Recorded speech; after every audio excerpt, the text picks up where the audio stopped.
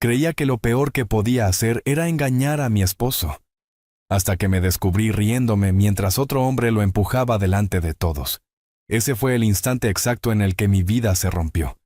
Y yo ni siquiera me di cuenta. Siempre pensé que no era una mala persona. Solo una mujer de 34 años que llevaba demasiado tiempo sintiéndose invisible. Álvaro.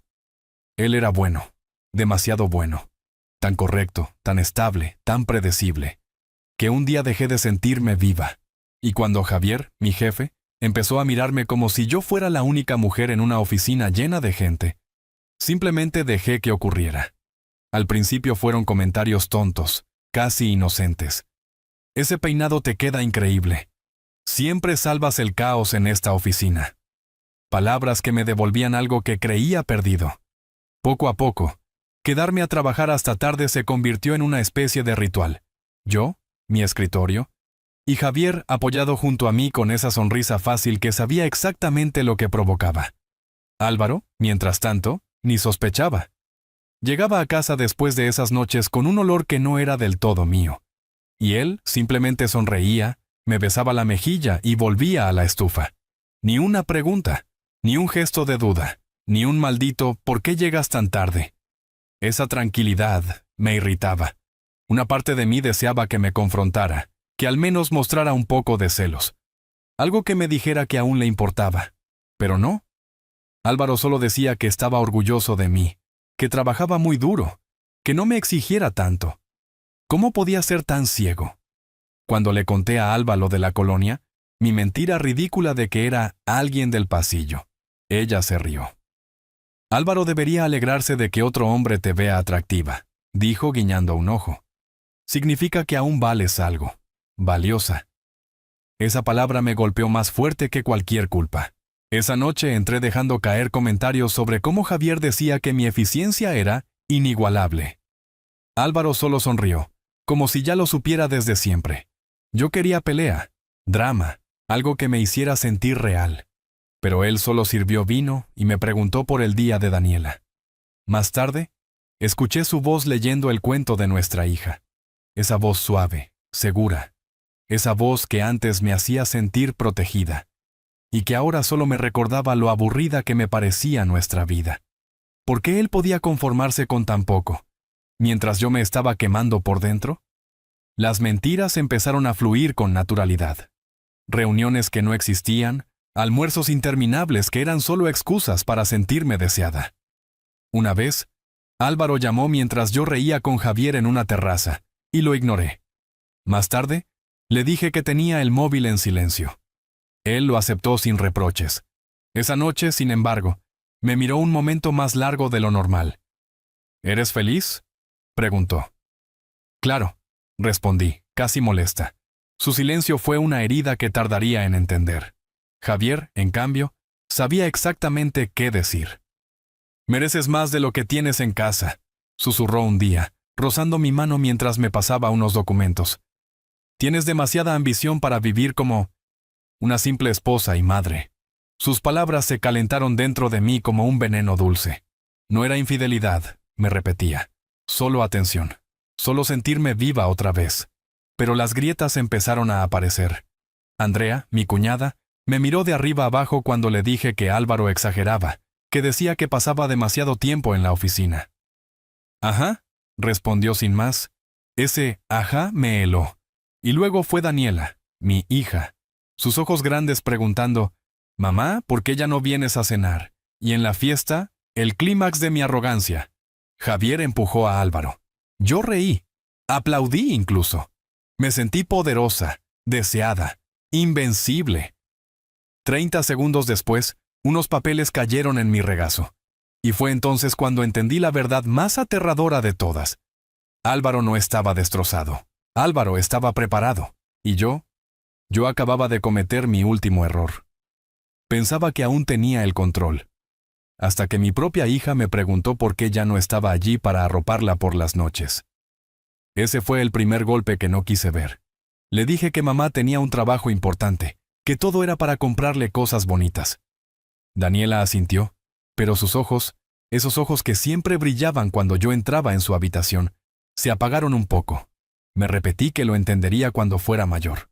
Una mentira más para la colección. A finales de mes ya tenía dominada mi rutina de engaños. Llegaba tarde, envuelta en el aroma inconfundible de la colonia de Javier. Le decía a Álvaro que estaba en la oficina, me duchaba, me metía en la cama. Como si nada. Él no gritaba, no preguntaba, no sospechaba. Solo me miraba a veces con una calma que no conseguía descifrar. Se lo conté a Alba. Estará enfurruñado, dijo riéndose. Déjalo, ya se le pasará. Asentí, pero por primera vez, algo dentro de mí se inquietó. Una noche volví tan tarde que incluso Javier me recomendó portarme bien. Cuando abrí la puerta, Álvaro estaba sentado en el salón, la lámpara encendida, su portátil cerrado, nada de tele, nada de música, solo él, esperando. ¿Por qué llegaste tan tarde?, preguntó. Sonreí. La sonrisa que había practicado tantas veces. Había un error en nómina. Tuvimos que arreglarlo. ¿Javier estaba contigo? Incliné la cabeza molesta como si la pregunta fuera absurda. Te estás imaginando cosas. Pero Álvaro no discutió. No levantó la voz. Solo me observó con esos ojos profundamente tranquilos, inmóviles. Yo solté la frase que sabía que lo heriría. Si no confías en mí, no tenemos matrimonio. Él asintió y se fue al dormitorio sin decir nada. Ese gesto silencioso me asustó más que cualquier acusación. A la mañana siguiente parecía el padre perfecto. Panqueques, risas con Daniela, una normalidad casi insultante. Yo revisaba el teléfono mientras él tarareaba una canción infantil. Parecía feliz, sereno. Pero había algo en su mirada. Algo que me hizo preguntarme si el suelo bajo mis pies ya estaba empezando a romperse. Nunca he sido buena escuchando la intuición. Javier escribió un mensaje durante el desayuno, y todo lo demás se apagó a su alrededor. Si Álvaro no me confrontaba, si no gritaba, si no se marchaba, entonces yo aún tenía el control. Eso pensaba. Salí esa noche con la sensación intoxicante de ser intocable. Pero había una voz, una muy pequeña, que susurraba que algo se acercaba. Algo inevitable. La noche del evento lo demostró. Javier me invitó a la apertura de un bar nuevo. Paredes de cristal, música que vibraba en el pecho, luces bajas que prometían secretos. Me dijo que llevara algo atrevido. Elegí un vestido rojo que Álvaro siempre habría detestado. Cuando Javier me vio, silbó. Eres la estrella de la noche. Y yo me aferré a esa sensación como si fuera aire. Entramos juntos. Las miradas se clavaron en mí, algunas curiosas, otras cómplices. Por primera vez en años me sentí radiante, importante, viva. Entonces lo vi. Álvaro, de pie en la entrada, hombros rectos, rostro sin expresión. Mi corazón se detuvo un segundo. Luego fingí que no importaba. Javier también lo vio. ¿Ese es tu esposo?, preguntó divertido.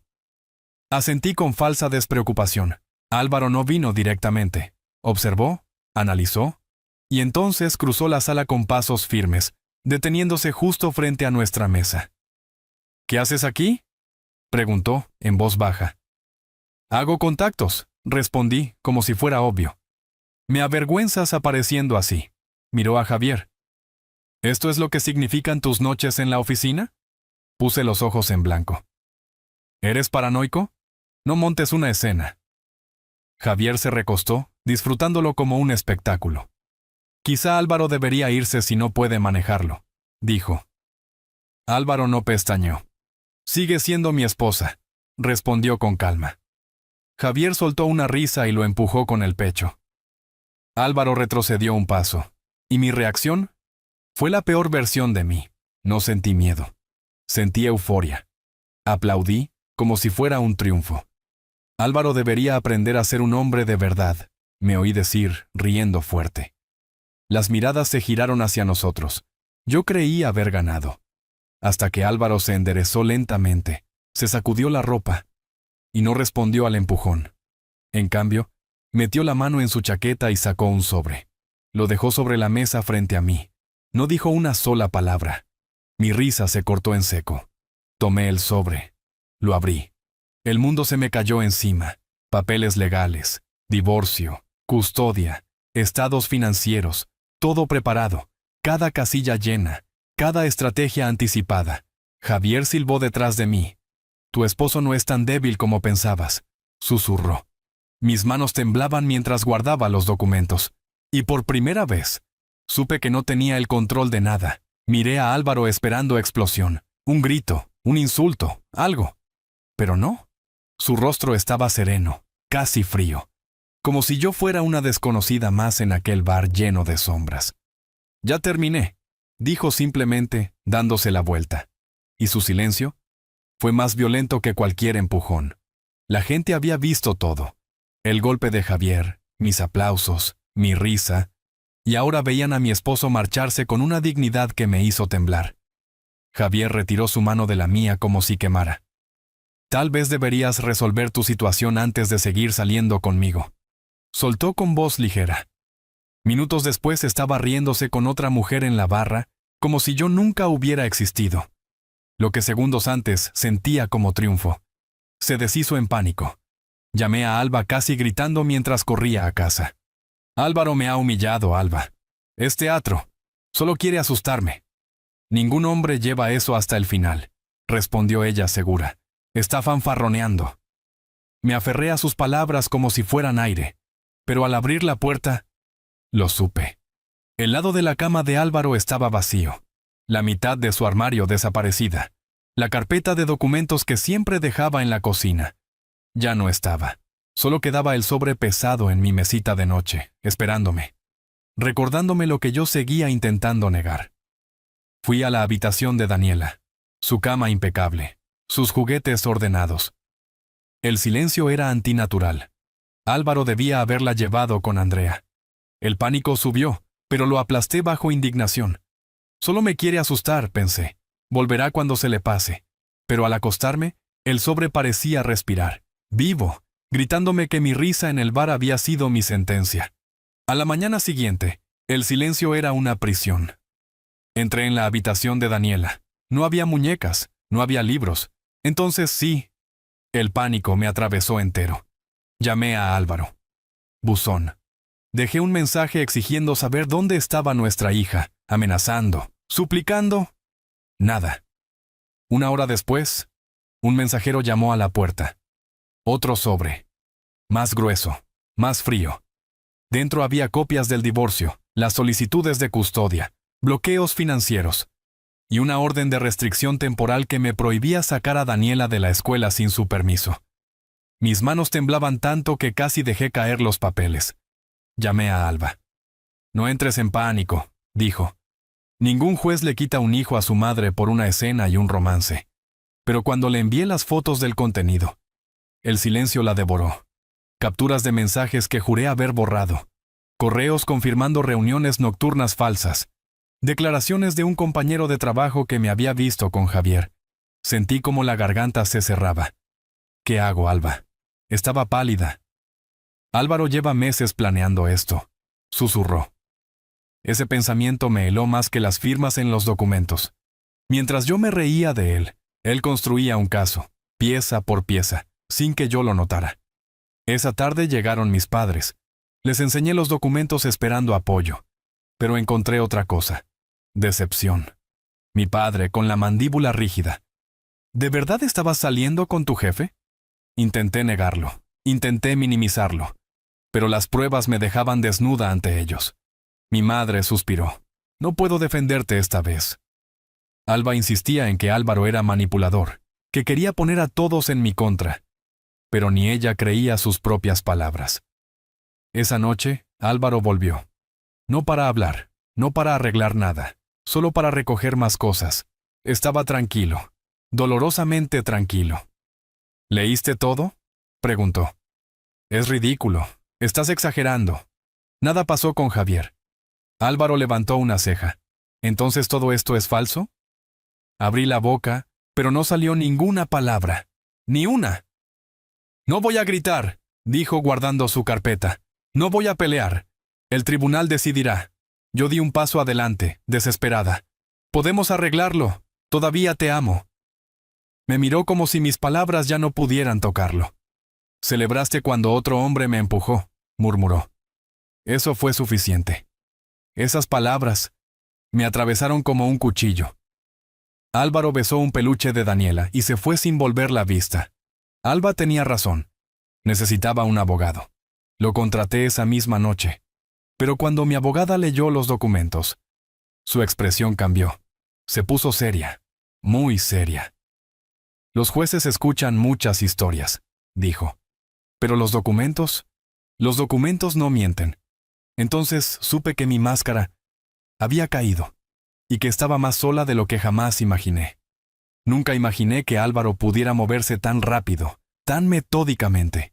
Mientras yo seguía convencida de que aquello era solo una pelea matrimonial más, él ya había blindado sus cuentas, guardado registros, tejido una red de pruebas que me rodeaba sin que yo lo supiera. ¿Tienes cómo demostrar que no hubo romance?, preguntó mi abogada, con ese tono profesional que no deja espacio a ilusiones. Balbuceé que aquello con Javier no había sido serio, que ni siquiera significó algo real. Ella negó despacio.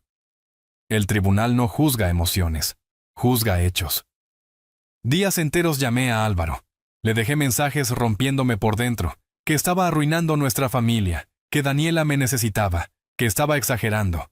Él me respondió con lo más cruel que puede dar alguien que te conoce bien. Silencio absoluto. Cuando fui a buscar a Daniela a la escuela, me encontré con un golpe que no esperaba. Ella me vio y se escondió detrás de las piernas de Álvaro como si yo fuera una desconocida. Intenté abrazarla. No reaccionó. Álvaro no dijo nada ofensivo. No me lanzó ni una sola palabra dura. Simplemente la protegió con su cuerpo, sereno, firme, y la llevó hasta el coche. Aquella imagen me atravesó más que cualquier documento legal. Álvaro no estaba jugando. Me estaba borrando con una calma quirúrgica, mientras yo seguía aferrada a excusas viejas. Esa noche extendí los 2 sobres sobre la mesa del comedor. Papeles de divorcio, custodia, restricciones. Allí, escrito negro sobre blanco, estaba el mapa exacto de mi caída. Yo, que me creía intocable. Yo, que presumía de controlarlo todo. Yo, que pensaba que Álvaro era débil. Y él, construyendo pacientemente una fortaleza a mi alrededor. El día de la audiencia se sintió como si caminara dentro del cuerpo de otra mujer. Me puse un vestido negro intentando fingir serenidad, pero bajo la tela mis manos temblaban como si tuvieran vida propia.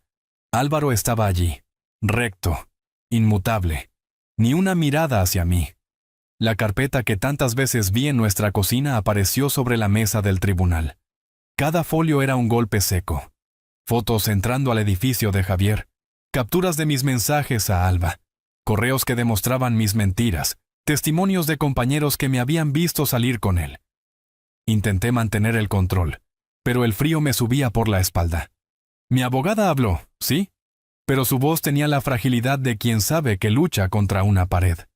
La abogada de Álvaro, en cambio, expuso su case con la precisión tranquila de quien tiene todas las piezas alineadas. Línea temporal, patrón de mentiras, inconsistencias familiares, imágenes, fechas. Y cuando Álvaro abrió la boca, todo se desmoronó.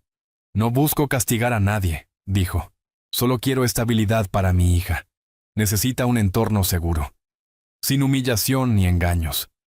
Su voz era firme, sin rencor. Eso dolió más que cualquier grito. Cuando me tocó defenderme, solo pude decir que lo amaba, que Javier no significaba nada, que yo necesitaba sentirme vista.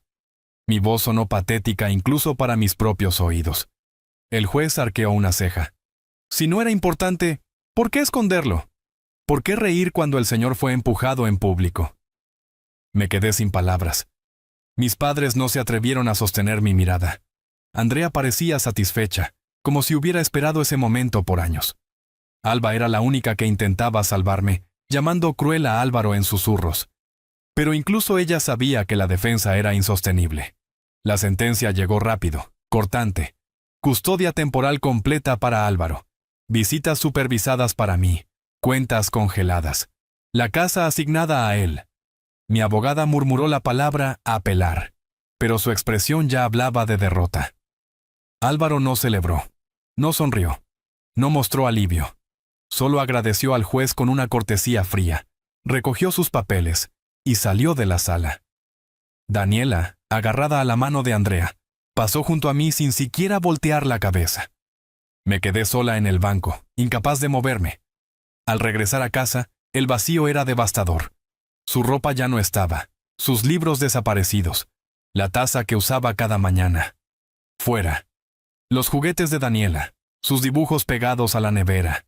Todo arrancado, dejando solo rectángulos limpios donde antes había color. Sobre la encimera encontré un sobre. Dentro, un calendario de custodia. Fechas, horarios, restricciones. Todo impersonal, todo definitivo. Y debajo, una nota breve. Por favor, respeta esto. Es por el bien de Daniela. Se me doblaron las rodillas. Me ahogué en un llanto que no sonaba a desesperación.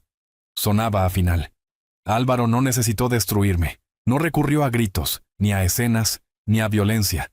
Me borró con silencio, con paciencia, con la ley. Hasta que de nuestra vida solo quedó papel.